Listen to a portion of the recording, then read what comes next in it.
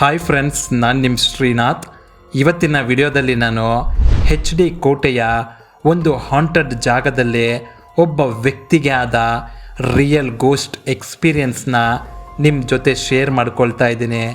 So ಕೆಲವೊಮ್ಮೆ ನಮ್ಮ ಪರಿಸ್ಥಿತಿ ಹೇಗಾಗ್ಬಿಡುತ್ತೆ ಅಂದರೆ, ಇದು ಒಂದು ಹಾಂಟೆಡ್ ಜಾಗ, ಇಲ್ಲಿ ಸಂಜೆ ಆದಮೇಲೆ ತಿರುಗಾಡೋದು ಡೇಂಜರಸ್ ಅಂತ ಗೊತ್ತಿದ್ರೂ ಕೂಡ ನಾವು ಅದೇ ಜಾಗದಲ್ಲಿ ಓಡಾಡಬೇಕಾಗಿರೋ ಪರಿಸ್ಥಿತಿ ಬರುತ್ತೆ. ಲಕ್ ಚೆನ್ನಾಗಿತ್ತು ಅಂದರೆ ಅವತ್ತು ನಾವು ತಪ್ಪಿಸ್ಕೊಳ್ತೀವಿ. ಅದೇ ಒಂದು ವೇಳೆ ನಮ್ಮ ನಸೀಬು ಚೆನ್ನಾಗಿಲ್ಲ ಅಂದರೆ ಅದೇ ಹಾಂಟೆಡ್ ಜಾಗದಲ್ಲಿ ಸಿಕ್ಕಾಕ್ಕೊಂಡು ಒದ್ದಾಡೋ ಪರಿಸ್ಥಿತಿ ಬರುತ್ತೆ. ಇವತ್ತು ನಾನು ನಿಮ್ಮ ಜೊತೆ ಶೇರ್ ಮಾಡ್ಕೊಳ್ತಾ ಇರೋ ಈ ರಿಯಲ್ ಗೋಸ್ಟ್ ಸ್ಟೋರಿ ಕೂಡ ಅದೇ ರೀತಿಯೇ ಇರುತ್ತೆ. ಅದನ್ನು ಇವತ್ತು ನಾನು ನಿಮ್ಮ ಜೊತೆ ಶೇರ್ ಮಾಡ್ಕೊಳ್ತಾ ಇದ್ದೀನಿ. ಬನ್ನಿ ವಿಡಿಯೋ ನೋಡ್ಕೊಂಬರೋಣ.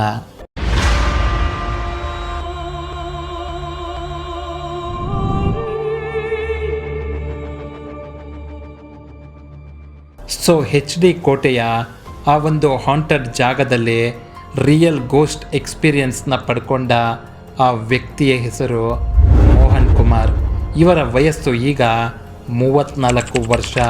ಇವರು ಮೈಸೂರಿನ ನಿವಾಸಿಯಾಗಿದ್ದು ಮೈಸೂರಿನ ಒಂದು ಪ್ರೈವೇಟ್ ಕಂಪನಿಯಲ್ಲಿ ಕೆಲಸ ಮಾಡ್ತಾ ಇರ್ತಾರೆ. ಇನ್ನು ಮೋಹನ್ ಕುಮಾರ್ಗೆ ರಿಯಲ್ ಗೋಸ್ಟ್ ಎಕ್ಸ್ಪೀರಿಯನ್ಸ್ ಆಗಿದ್ದು ಜಸ್ಟ್ 1 ವರ್ಷದ ಹಿಂದೆ. ಇನ್ನು ಕರೆಕ್ಟಾಗಿ ಹೇಳಬೇಕಂದ್ರೆ ಮೋಹನ್ಗೆ ಅಂಥ ಒಂದು ಅತಿ ಭಯಂಕರವಾದ ಗೋಸ್ಟ್ ಎಕ್ಸ್ಪೀರಿಯನ್ಸ್ ಆಗಿದ್ದು 2023 ಅಕ್ಟೋಬರ್ 14ನೇ ತಾರೀಕು. ಅದು ಶನಿವಾರವಾಗಿತ್ತು. ಅವತ್ತು ಮಹಾಲಯ ಅಮಾವಾಸ್ಯೆ ಆಗಿತ್ತು. ಎಲ್ಲರೂ ಪಿತೃಪಕ್ಷವನ್ನು ಆಚರಿಸ್ತಾ ಇದ್ದರು. ಆದರೆ ಮೋಹನ್ ಕುಮಾರ್ ಅವತ್ತು ಸ್ವಲ್ಪ ಲೇಟ್ ಮಾಡಿದರೂ ಕೂಡ ಅವತ್ತು ಅವರ ಪ್ರಾಣವೇ ಹೋಗ್ಬಿಡ್ತಾ ಇತ್ತು. ಇಷ್ಟಕ್ಕೂ ಅವತ್ತು ಏನಾಯ್ತಂದರೆ 2023 ಅಕ್ಟೋಬರ್ 14ನೇ ತಾರೀಕು ಶನಿವಾರದ ದಿನದಂದು ಇಡೀ ಊರೇ ಪಿತೃಪಕ್ಷವನ್ನು ಆಚರಿಸ್ತಾ ಇತ್ತು. ಅದೇ ರೀತಿಯೇ ಮೋಹನ್ ಕುಮಾರ್ ಅವರ ಅಜ್ಜಿಯ ಮನೆಯಲ್ಲೂ ಕೂಡ ಪಿತೃಪಕ್ಷವನ್ನು ಆಚರಿಸ್ತಾ ಇದ್ದರು. ಇನ್ನು ಮೋಹನ್ ಕುಮಾರ್ ಅವರ ಅಜ್ಜಿಯ ಊರು HD ಕೋಟೆಯ ಬೆಟ್ಟಗಳ ಕೆಳಗಿದ್ದ ಒಂದು ಸಣ್ಣ ಹಳ್ಳಿಯಾಗಿತ್ತು. ಸೊ ಮೋಹನ್ ಕುಮಾರ್ ಅವರ ಇಡೀ ಫ್ಯಾಮಿಲಿ ಅವತ್ತು ಅಜ್ಜಿಯ ಮನೆಗೆ ಹೋಗಿ ಪಿತೃಪಕ್ಷವನ್ನು ಆಚರಿಸಬೇಕು ಅಂತ ಪ್ಲ್ಯಾನ್ ಮಾಡಿಕೊಂಡಿದ್ರು. ಅದಕ್ಕೋಸ್ಕರ ಮೋಹನ್ ಕುಮಾರ್ ಅವರ ಕಂಪನಿಯಲ್ಲಿ ಶನಿವಾರದ ದಿನ ಕೂಡ ರಜಾ ಕೇಳಿರ್ತಾರೆ. ಆದರೆ ಅದೇ ದಿನ ಫ್ಯಾಕ್ಟ್ರಿಯಲ್ಲಿ ಇನ್ನೂ 2 ವರ್ಕರ್ಸ್ಗಳು ರಜಾ ಹಾಕಿದ್ರಿಂದ ಆ ಫ್ಯಾಕ್ಟರಿಯ ಓನರ್ ಮೋಹನ್ ಜೊತೆ ಈ ರೀತಿ ಹೇಳ್ತಾರೆ, ಮೋಹನ್ ಬೇಜಾರು ಮಾಡ್ಕೋಬೇಡ, ನಿನಗೆ ನಾನು ಲೀವ್ ಕೊಡೋದಕ್ಕಾಗೋದಿಲ್ಲ. ಇನ್ನೂ 2 ಬೇರೆ ಇವತ್ತು ರಜಾ ಹಾಕಿಬಿಟ್ಟಿದ್ದಾರೆ. ಅದಕ್ಕೆ ನೀನೊಂದು ಕೆಲಸ ಮಾಡು, ನೀನು ಸಂಜೆ 6 ಗಂಟೆವರೆಗೂ ಕೆಲಸ ಮಾಡಿ ಆಮೇಲೆ ಹೋಗು, ಏನು ಮಾಡೋದಕ್ಕಾಗೋದಿಲ್ಲ ಮೋಹನ್ ಅಂತ ಹೇಳಿಬಿಡ್ತಾರೆ.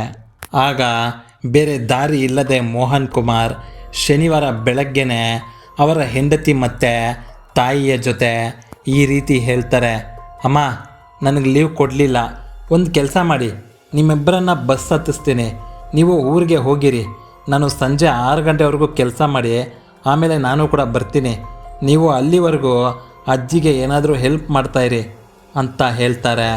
ಅದಕ್ಕೆ ಅವರ ತಾಯಿ, ಸರಿ ಆಯಿತು ಮೋಹನ್, ಹಾಗೆ ಮಾಡು, ಆದರೆ ಯಾವುದೇ ಕಾರಣಕ್ಕೂ ರಾತ್ರಿ ಬರಬೇಡ, ನಾವು ಹೇಗೋ ಅಡ್ಜಸ್ಟ್ ಮಾಡ್ಕೋತೀವಿ, ನೀನು ಬೇಕಾದರೆ ಬೆಳಗ್ಗೆ 5 ಗಂಟೆಗೆ ಬಾ, ಆದರೆ ಯಾವುದೇ ಕಾರಣಕ್ಕೂ ರಾತ್ರಿ ಮಾತ್ರ ಬರಬೇಡ ಅಂತ ಹೇಳ್ತಾರೆ.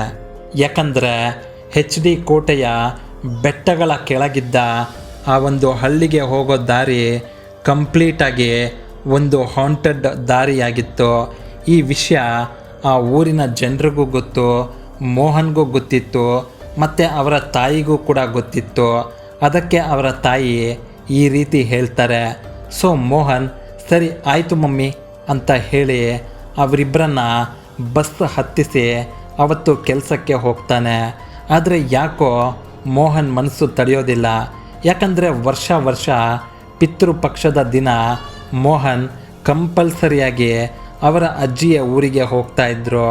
ಆದರೆ ಈ ಬಾರಿ ಮಿಸ್ ಆಗ್ತಿದೆ ಅಲ್ವಾ ಅಂತ ಬೇಜಾರಾಗುತ್ತೆ. ಅದಕ್ಕೆ ಮೋಹನ್ ಅದೇನೇ ಆಗಲಿ ಇವತ್ತು ರಾತ್ರಿ ಅಜ್ಜಿಯ ಊರಿಗೆ ತಲುಪಲೇಬೇಕು, ಅದು ಹಾಂಟೆಡ್ ರೋಡ್ ಅಂತ ಗೊತ್ತಿದ್ರೂ ಕೂಡ ಮೋಹನ್ ಅಜ್ಜಿಯ ಊರಿಗೆ ಹೋಗೋದಕ್ಕೆ ಸಿದ್ಧರಾಗ್ತಾರೆ. ಸೊ ಸಂಜೆವರೆಗೂ ಕೆಲಸ ಮುಗಿಸಿ ಮೋಹನ್ ಅವರ ಮನೆಗೆ ಹೋಗಿ ಸ್ನಾನ ಮಾಡಿ ಫ್ರೆಶ್ ಅಪ್ ಆಗಿ ಬೇಕಾಗಿರೋ ಐಟಮ್ಗಳನ್ನು ಪ್ಯಾಕ್ ಮಾಡಿಕೊಂಡು ಅಜ್ಜಿಯ ಊರಿಗೆ ಹೊರಡೋದಕ್ಕೆ ರೆಡಿಯಾಗಿರ್ತಾರೆ. ಆದರೆ ಮೋಹನ್ಗೆ ಎಲ್ಲೋ ಒಂದು ಕಡೆ ಭಯ, ಹೋಗೋ ದಾರಿಯಲ್ಲಿ ಏನಾಗುತ್ತೋ ಏನೋ ಅಂತ. ಅದಕ್ಕೆ ಮೋಹನ್ ಏನು ಮಾಡ್ತಾರೆ ಅಂದರೆ ಅವರ ಸ್ನೇಹಿತರಾದ ಶ್ರೀಧರ್ ಮತ್ತು ಈರೇಗೌಡರು ಅನ್ನೋರಿಗೆ ಕಾಲ್ ಮಾಡಿ ಈ ರೀತಿ ಹೇಳ್ತಾರೆ, ನೋಡಿ ಇವತ್ತು ನಮ್ಮ ಮನೆಯಲ್ಲಿ ಹಬ್ಬ ಇದೆ, ಬನ್ನಿ ಹೋಗೋಣ. ಹಬ್ಬ ತೀರಿಸ್ಕೊಂಡು ಹೇಗೋ ನಾಳೆ ಭಾನುವಾರ ಅಲ್ವಾ, ನಮ್ಮ ಊರಿನ ಸುತ್ತಮುತ್ತ ಒಳ್ಳೆ ಪ್ಲೇಸಸ್ ಇದೆ, ಅದನ್ನು ನೋಡಿಕೊಂಡು ಒಂದು ಮಿನಿ ಟ್ರಿಪ್ ಮಾಡ್ಕೊಂಡು ಬರೋಣ ಅಂತ ಈ ರೀತಿ ಹೇಳಿಬಿಡ್ತಾರೆ. ಅದಕ್ಕೆ ಅವರ ಇಬ್ಬರು ಸ್ನೇಹಿತರಾದ ಶ್ರೀಧರ್ ಮತ್ತು ಈರೇಗೌಡರು ಸರಿ ಆಯಿತು ಅಂತ ಹೇಳಿ ಅವರು ಕೂಡ ರೆಡಿ ಆಗ್ತಾರೆ. ಆದರೆ ಅವತ್ತು ಪಿತೃಪಕ್ಷ ಆಗಿದ್ದರಿಂದ ಈರೇಗೌಡರು ಆಲ್ರೆಡಿ ನಾನ್ ವೆಜ್ನ ತಿಂದಿರ್ತಾರೆ. ಈ ರೀತಿ ಶ್ರೀಧರ್ ಮತ್ತು ಮೋಹನ್ ಹೋಂಡಾ ಶೈನ್ ಗಾಡಿಯಲ್ಲಿ ಮತ್ತು ಈರೇಗೌಡರು ಆ್ಯಕ್ಟಿವಾದಲ್ಲಿ ಮೈಸೂರಿನಲ್ಲಿ ಜಾಗ ಬಿಡ್ತಾರೆ. ಈ ರೀತಿ ಅವರು ಮೋಹನ್ ಕುಮಾರ್ ಅವರ ಅಜ್ಜಿಯ ಊರಿಗೆ ಆಲ್ಮೋಸ್ಟ್ ತಲುಪಿರ್ತಾರೆ. ಇನ್ನೇನು 3 ಕಿಲೋಮೀಟರ್ ಇರುತ್ತೆ ಅಷ್ಟೇ. ಸೊ ಮೋಹನ್ ಅವರ ಅಜ್ಜಿಯ ಊರಿಗೆ ಹೋಗಬೇಕು ಅಂದರೆ ಮಧ್ಯದಲ್ಲಿ ಒಂದು ಕಾಲುವೆ ಮತ್ತು ಅದನ್ನು ದಾಟೋದಕ್ಕೆ ಒಂದು ಬ್ರಿಡ್ಜ್ ಸಿಗುತ್ತೆ. ಅದನ್ನು ದಾಟ್ಕೊಂಡೆ ಅವರ ಅಜ್ಜಿಯ ಊರಿಗೆ ಹೋಗಬೇಕು. ಹೀಗೆ ಮೋಹನ್, ಶ್ರೀಧರ್ ಮತ್ತು ಈರೇಗೌಡರು ಆ ಬ್ರಿಡ್ಜ್ ಹತ್ತಿರಕ್ಕೆ ಬರುವಷ್ಟರಲ್ಲೇ ಮಧ್ಯರಾತ್ರಿ 12 ಗಂಟೆ ಆಗಿರುತ್ತೆ. ಇವರು 3 ಜನ ಆ ಬ್ರಿಡ್ಜ್ನ ದಾಟ್ತಾರೆ. ಅದನ್ನು ದಾಟಿದ್ರೆ ಅಲ್ಲಿ ಒಂದು ಹಳೆಯ ಪಾಳು ಬಿದ್ದ ಇಟ್ಟಿಗೆ ಗೂಡು ಸಿಗುತ್ತೆ. ಸೊ ಇವರು 3 ಜನ ಆ ಇಟ್ಟಿಗೆ ಗೂಡನ್ನು ದಾಟುವಾಗ ಇದ್ದಕ್ಕಿದ್ದ ಹಾಗೆ ಈರೇಗೌಡರು ಓಡಿಸ್ತಾ ಇದ್ದ ಹೋಂಡಾ ಆ್ಯಕ್ಟಿವಾ ಗಾಡಿ ಇದ್ದಕ್ಕಿದ್ದ ಹಾಗೆ ನಿಂತು ಹೋಗುತ್ತೆ. ಆಗ ಮೋಹನ್ ಮತ್ತು ಶ್ರೀಧರ್ ಈರೇಗೌಡರ ಜೊತೆ ಏನಾಯಿತು ಗೌಡ್ರೆ, ಯಾಕೆ ಅಂತ ಕೇಳ್ತಾರೆ. ಅದಕ್ಕೆ ಈರೇಗೌಡರು ಯಾಕೋ ಗೊತ್ತಿಲ್ಲ ಮೋಹನ್, ಇದ್ದಕ್ಕಿದ್ದಂತೆ ಗಾಡಿ ಆಫ್ ಆಗೋಯ್ತು, ಏನಾಯಿತು ಅಂತ ಗೊತ್ತಿಲ್ಲ, ಹೊಸ ಗಾಡಿ ಬೇರೆ ಮೊನ್ನೆ ತಾನೇ ಸರ್ವಿಸ್ ಮಾಡಿಸಿದ್ದು, ಆದರೂ ಏನಾಯಿತು ಅಂತ ಗೊತ್ತಾಗ್ತಿಲ್ಲ ಅಂತ ಹೇಳ್ತಾರೆ. ಅದಕ್ಕೆ ಮೋಹನ್ ಈರೇಗೌಡರ ಆ್ಯಕ್ಟಿವಾ ಏನಾಗಿದೆ ಅಂತ ಚೆಕ್ ಮಾಡ್ತಾರೆ. ಆದರೆ ಆ ಗಾಡಿಯಲ್ಲಿ ಏನೂ ಪ್ರಾಬ್ಲಮ್ ಇರೋದಿಲ್ಲ. 1 ನಿಮಿಷ ಬಿಟ್ಟು ಸ್ಟಾರ್ಟ್ ಮಾಡಿದಾಗ ಮತ್ತೆ ಗಾಡಿ ಸ್ಟಾರ್ಟ್ ಆಗುತ್ತೆ. ಸರಿ, ಗಾಡಿ ಸ್ಟಾರ್ಟ್ ಆಯ್ತಲ್ವಾ, ಹೋಗೋಣ ಅಂತ ಹೇಳಿ ಗಾಡಿ ಮೇಲೆ ಕೂತ್ಕೋತಾರೆ ಅಷ್ಟೇ. ಅವ್ರಿಗೆ ಇಟ್ಟಿಗೆ ಗೂಡಿನ ಒಳಗಿಂದ ಒಂದು ಶಬ್ದ ಕೇಳಿಸುತ್ತೆ. ಅದು ಹೇಗಿತ್ತು ಅಂದರೆ ಯಾವುದೋ ಮಹಿಳೆ ತುಂಬ ಕೋಪ ಮತ್ತು ನೋವಿನಿಂದ ಅಳ್ತಾ ಇರೋ ರೀತಿ ಶಬ್ದ ಕೇಳಿಸುತ್ತೆ. ಅದಕ್ಕೆ ಈರೇಗೌಡರು ಯಾರಿರ್ಬೋದು ಇಷ್ಟೊತ್ತಲ್ಲಿ ಅಳ್ತಾ ಇದ್ದಾರಲ್ವಾ, ಅದು ಬೇರೆ ಪಾಳು ಬಿದ್ದೋಗಿರೋ ಇಟ್ಟಿಗೆ ಗೂಡಿನ ಒಳಗಿಂದ ಯಾರಿರ್ಬೋದು ಅಂತ ಹೇಳಿ ಗಾಡಿನ ಆಫ್ ಮಾಡಿ ಟಾರ್ಚ್ ಆನ್ ಮಾಡಿಕೊಂಡು ಒಳಗೆ ಹೋಗ್ತಾರೆ. ಶ್ರೀಧರ್ ಮತ್ತು ಮೋಹನ್ ಬೇಡ ಬೇಡ ಅಂತ ಹೇಳಿದ್ರು ಈರೇಗೌಡರು ಕೇಳೋದಿಲ್ಲ. ತುಂಬ ಧೈರ್ಯದಿಂದ ಒಳಗೆ ಹೋಗಿ ನೋಡ್ತಾರೆ ಅಷ್ಟೇ. ಅಲ್ಲಿ ಕಂಡ ದೃಶ್ಯವನ್ನು ನೋಡಿ ಈರೇಗೌಡರ ಮೈಯೆಲ್ಲ ನಡುಗ್ತಾ ಇತ್ತು. ಈರೇಗೌಡರು 10 ನಿಮಿಷ ಒಂದು ಚೂರು ಕೂಡ ಅಲುಗಾಡದೆ ಹಾಗೆ ಬೊಂಬೆ ರೀತಿ ನಿಂತ್ಕೊಂಡ್ಬಿಟ್ರು. ಅದನ್ನು ನೋಡಿ ಶ್ರೀಧರ್ ಮತ್ತು ಮೋಹನ್, ಗೌಡ್ರೆ ಏನಾಯಿತು, ಮಾತಾಡಿ ಗೌಡ್ರೆ, ಏನಾಯಿತು ಹೇಳಿ ಅಂತ ಇಷ್ಟೇ ಕೇಳಿದ್ರು. ಈರೇಗೌಡರು ಮಾತಾಡೋದಿಲ್ಲ, ಅವ್ರಿಗೆ ಬಾಯಿನೇ ಹೊರಡೋದಿಲ್ಲ. ಅವರು ಒಂದೇ ಮಾತನ್ನು ಹೇಳ್ತಾರೆ, ಮೋಹನ್ ಅವರೇ ಬೇಡ, ಇಲ್ಲಿಂದ ಹೋಗ್ಬಿಡೋಣ, ಬೇಡ ನಾನು ಬರಲ್ಲ, ಪ್ಲೀಸ್ ಹೋಗ್ಬಿಡೋಣ ಬನ್ನಿ ಅಂತ ಹೇಳ್ತಾರೆ.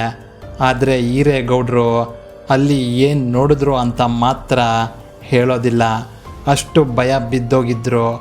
ಮೋಹನ್ ಮತ್ತು ಶ್ರೀಧರ್ ಎಷ್ಟು ಸಾರಿ ಕೇಳಿದ್ರು ಈರೇಗೌಡರು ಅದನ್ನೇ ಪದೇ ಪದೇ ಹೇಳ್ತಾ ಇದ್ದರು.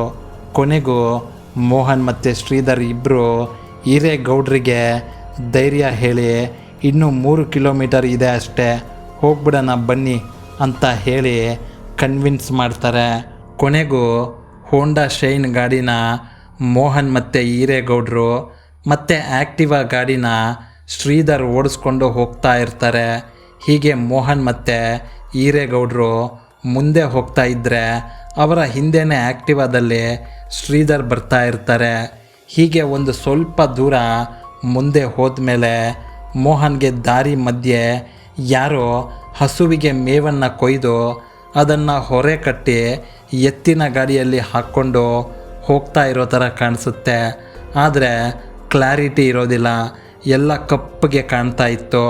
ಅದಕ್ಕೆ ಮೋಹನ್ ಏನು ಮಾಡ್ತಾರೆ ಅಂದರೆ ಅವರು ಓಡಿಸ್ತಾ ಇದ್ದ ಹೋಂಡಾ ಶೈನ್ ಗಾಡಿಯ ಹೆಡ್ಲೈಟ್ನ ಲೋ ಬೀಮ್ನಿಂದ ಹೈ ಬೀಮ್ಗೆ ಚೇಂಜ್ ಮಾಡ್ತಾರೆ.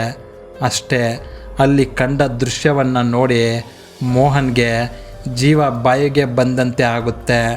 ಗಾಡಿ ಕಂಟ್ರೋಲ್ ತಪ್ಪಿ ಮೋಹನ್ ಮತ್ತು ಈರೇಗೌಡರು ಇಬ್ಬರು ಪಕ್ಕದ ಒಂದು ಬೇಲಿಯಲ್ಲಿ ಬಿದ್ದು ಹೋಗ್ತಾರೆ.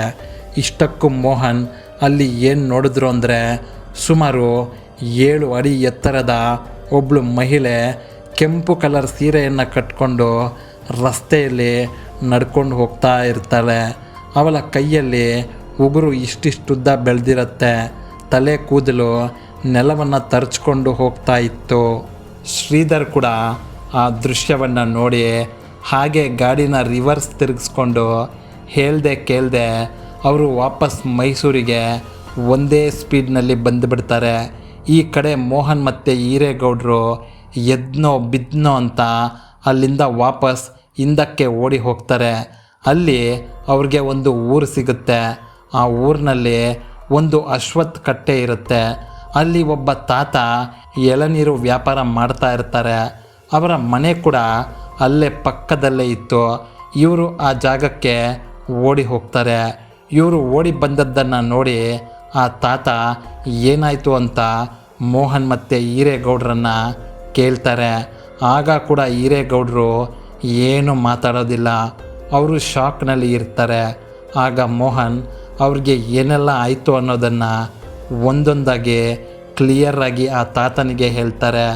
ಆಗ ಆ ತಾತ ಇವ್ರಿಗೆ ಬೈತಾರೆ, ಏನಪ್ಪ ಇಲ್ಲೇ ಹುಟ್ಟಿ ನಾವು ಇಲ್ಲೇ ಬೆಳೆದವರು, ನಾವೇ ಸಂಜೆ ಆದಮೇಲೆ ಆ ರಸ್ತೆಯಲ್ಲಿ ಹೋಗೋದಕ್ಕೆ ಭಯ ಬೀಳ್ತೀವಿ, ಅಂಥದ್ರಲ್ಲಿ ನೀವು ಇಷ್ಟು ಮಧ್ಯರಾತ್ರಿ ಆ ರಸ್ತೆಯಲ್ಲಿ ಹೋಗಿದ್ದೀರ ಅಂದರೆ ನಿಮಗೇನು ಹೇಳಬೇಕು, ನಿಮಗೆ ಒಂಚೂರು ಕೂಡ ಬುದ್ಧಿ ಇಲ್ವಾ ಅಂತ ಬೈತಾರೆ.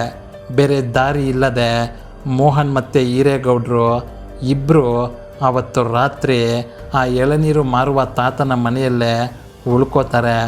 ಬೆಳಗ್ಗೆ ಎದ್ದು ಮೋಹನ್ ಈರೇಗೌಡರಿಗೆ, ಗೌಡ್ರೆ ಬನ್ನಿ, ಬೆಳಗ್ಗೆ ಆಯಿತು, ಏನು ಭಯ ಇಲ್ಲ, ನೈಟ್ ಗಾಡಿ ಅಲ್ಲೇ ಬಿಟ್ಟು ಬಂದಿದ್ದೀವಿ, ಗಾಡಿ ಏನಾಯ್ತೋ ಏನೋ, ಬನ್ನಿ ಹೋಗೋಣ ಅಂತ ಹೇಳಿ ಹೋಗಿ ಅವರ ಹೋಂಡಾ ಶೈನ್ ಗಾಡಿಯನ್ನು ಬಿಟ್ಟಿದ್ದ ಜಾಗಕ್ಕೆ ಹೋಗಿ ನೋಡ್ತಾರೆ. ಆಗ ಮೋಹನ್ಗೆ ಮತ್ತೊಂದು ಆಶ್ಚರ್ಯ ಕಾದಿತ್ತು. ಅದೇನೆಂದರೆ ರಾತ್ರಿ ಅವರು ಕಂಟ್ರೋಲ್ ತಪ್ಪಿ ಬಿದ್ದದ್ದು ಒಂದು ಮುಳ್ಳಿನ ಬೇಲಿ ಮೇಲೆ. ಅದು ಮೋಹನ್ಗೆ ಚೆನ್ನಾಗಿ ನೆನಪಿದೆ. ಆದರೆ ಈಗ ಅವರ ಗಾಡಿ ಇದ್ದದ್ದು ಒಂದು ಮಲ್ಲಿಗೆ ಗಿಡದ ಹತ್ತಿರ. ಅಷ್ಟೇ ಅಲ್ಲ, ಆ ಗಾಡಿಯ ಹೆಡ್ಲೈಟ್ ಕೂಡ ಒಡೆದೋಗಿತ್ತು. ಇದಾದ ನಂತರ ಈರೇಗೌಡರು ಮತ್ತು ಮೋಹನ್ ಗಾಡಿ ಸ್ಟಾರ್ಟ್ ಮಾಡಿಕೊಂಡು ಅವರ ಅಜ್ಜಿಯ ಮನೆಗೆ ಹೋಗ್ತಾರೆ. ಅಲ್ಲಿ ಅವರ ಹರಿದು ಹೋದ ಬಟ್ಟೆ ಮತ್ತು ಒಡೆದು ಹೋದ ಹೆಡ್ಲೈಟ್ನ ನೋಡಿ ಮೋಹನ್ ತಾಯಿ ಮತ್ತು ಹೆಂಡತಿ ಏನಾಯಿತು ಅಂತ ಮೋಹನ್ನ ಕೇಳ್ತಾರೆ. ಅದಕ್ಕೆ ಮೋಹನ್ ಬೇರೆ ಕಾರಣವನ್ನು ಕೊಟ್ಟು ತಪ್ಪಿಸಿಕೊಳ್ತಾರೆ. ಇದಾದ ಮೇಲೆ ಮೋಹನ್ ಈರೇಗೌಡರನ್ನು ದೇವಸ್ಥಾನಕ್ಕೆ ಕರ್ಕೊಂಡು ಹೋಗಿ ಪೂಜೆ ಮಾಡಿಸ್ತಾರೆ. ಆಮೇಲೆ ಸಮಾಧಾನವಾಗಿ ಈರೇಗೌಡರನ್ನು, ಗೌಡ್ರೆ ಈಗಲಾದರೂ ಹೇಳಿ, ರಾತ್ರಿ ನೀವು ಆ ಇಟ್ಟಿಗೆ ಗೂಡಿನ ಹತ್ರ ಏನು ನೋಡಿದ್ರಿ ಹೇಳಿ ಗೌಡ್ರೆ ಅಂತ ಕೇಳ್ತಾರೆ. ಅದಕ್ಕೆ ಈರೇಗೌಡರು, ಮೋಹನ್ ನಾನು ಟಾರ್ಚ್ ಬೆಳಕನ್ನು ಹಾಕಿದಾಗ ಯಾರೋ ಒಬ್ಬಳು ಮಹಿಳೆ ಕೆಳಗೆ ಕೂತ್ಕೊಂಡಿದ್ಲು. ಅವಳ ಕೈಯಲ್ಲಿ ಒಂದು ಎಳೆ ಮಗು ಇತ್ತು. ಅದನ್ನು ಆ ಮಹಿಳೆ ಕಚ್ಚಿ ಕಚ್ಚಿ ತಿಂತಾ ಇದ್ಲು. ಅಷ್ಟೇ ಅಲ್ಲ, ಆ ಮಗುವಿನ ಮುಖ ಮತ್ತು ಆ ಮಹಿಳೆಯ ಮುಖ ಎರಡೂ ಕೂಡ ತುಂಬಾ ವಿಕಾರವಾಗಿತ್ತು, ಭಯಂಕರವಾಗಿತ್ತು ಮೋಹನ್ ಅಂತ ಹೇಳ್ತಾರೆ. ಆಗ ಮೋಹನ್ ಶ್ರೀಧರ್ ಪರಿಸ್ಥಿತಿ ಹೇಗಿದೆಯೋ ಏನೋ ಅಂತ ಶ್ರೀಧರ್ಗೆ ಕಾಲ್ ಮಾಡ್ತಾರೆ. ಆದರೆ ಅಲ್ಲಿಗಾಗಲೇ ಶ್ರೀಧರ್ ರಾತ್ರಿನೇ ಅವರ ಮನೆಯನ್ನು ತಲುಪಿರ್ತಾರೆ. ಮನೆಗೆ ಹೋಗುವಷ್ಟರಲ್ಲೇ ಅವ್ರಿಗೂ ಕೂಡ ಚಳಿ ಜ್ವರ ಬಂದುಬಿಟ್ಟಿರುತ್ತೆ. ಇದಾದ ಮೇಲೆ ಮೋಹನ್ ಮತ್ತು ಈರೇಗೌಡರು ಬೇರೆ ರಸ್ತೆಯಿಂದ ಅವರು ತಂದಿದ್ದ ಹೋಂಡಾ ಶೈನ್ ಗಾಡಿಯಲ್ಲೇ ಮೈಸೂರಿಗೆ ವಾಪಸ್ ಬರ್ತಾರೆ. ಇದು HD ಕೋಟೆಯ ಆ ಒಂದು ಹಾಂಟೆಡ್ ಜಾಗದಲ್ಲಿ ಮೋಹನ್, ಶ್ರೀಧರ್ ಮತ್ತು ಈರೇಗೌಡರಿಗೆ ಆದ ರಿಯಲ್ ಗೋಸ್ಟ್ ಎಕ್ಸ್ಪೀರಿಯನ್ಸ್. ನಿಮಗೂ ಕೂಡ ಇದೇ ರೀತಿ ಎಕ್ಸ್ಪೀರಿಯನ್ಸ್ ಆಗಿದ್ದರೆ ಅದನ್ನು ನೀವು ನನ್ನ ಜೊತೆ ಶೇರ್ ಮಾಡ್ಕೋಬಹುದು. ನಿಮ್ಮ ಸ್ಟೋರಿನ ನಾನು ಈ ನಿಮ್ಮ ಚಾನಲ್ನಲ್ಲಿ ಎಲ್ಲರ ಜೊತೆ ಶೇರ್ ಮಾಡ್ಕೋತೀನಿ. ಸೊ ಫ್ರೆಂಡ್ಸ್, ಇದು ಇವತ್ತಿನ ರಿಯಲ್ ಗೋಸ್ಟ್ ಸ್ಟೋರಿ ಆಗಿತ್ತು.